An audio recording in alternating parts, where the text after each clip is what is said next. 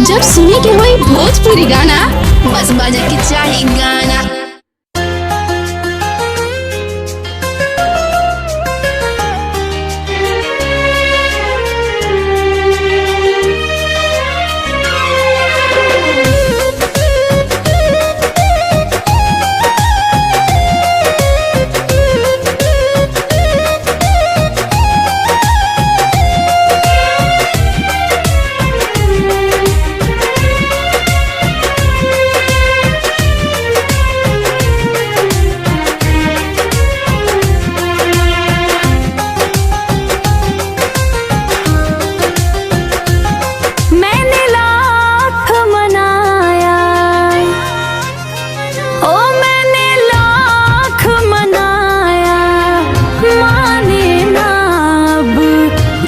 छुप कर क्यों रोता है दिल, ये बता तू बता मुझको, ये मोहब्बत है कि धोखा है।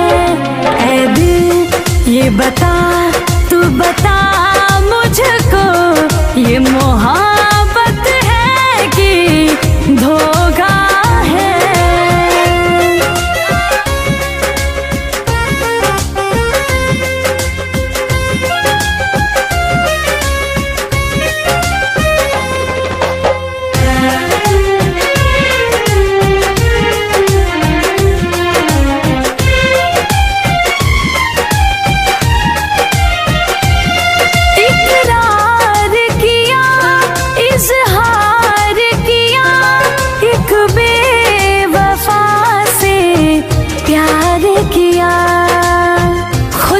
जब इश्क बनाया होगा तो खुद को भी जरूर आजमाया होगा। खुदा ने जब इश्क बनाया होगा तो खुद को भी जरूर आजमाया होगा। अरे हमारी और आपकी औकात ही क्या, इस कमबख्त इश्क ने खुदा को भी जरूर रुलाया होगा।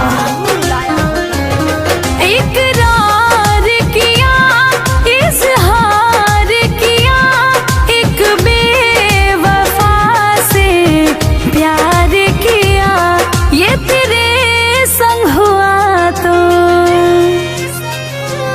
ये तेरे संग हुआ तो नया क्या हुआ, अक्सर दुनिया में होता है। ऐ दिल ये बता तू बता मुझको, ये मोहब्बत है कि धोखा है। ऐ दिल ये बता तू बता मुझको, ये मोहब्बत है कि धोखा है।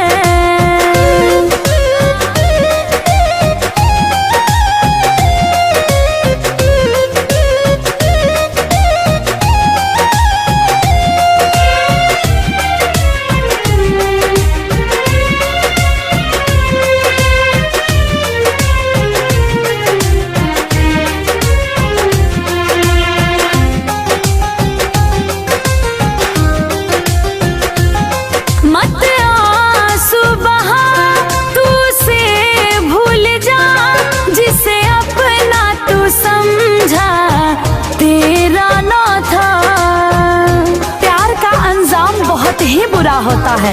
प्यार करने वाले जरा गौर से सुने, प्यार का अंजाम बहुत बुरा होता है। प्यार एक जानलेवा उस्तरा होता है।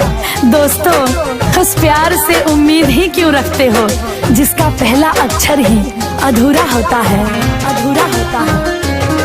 मत आंसू बहा तू से भूल जा, जिसे अपना तू समझा वो तेरा न था। वक्त है तू बदल जा, वक्त है तू बदल जा, संभल जा जरा, संभलने का पंकज मौका है।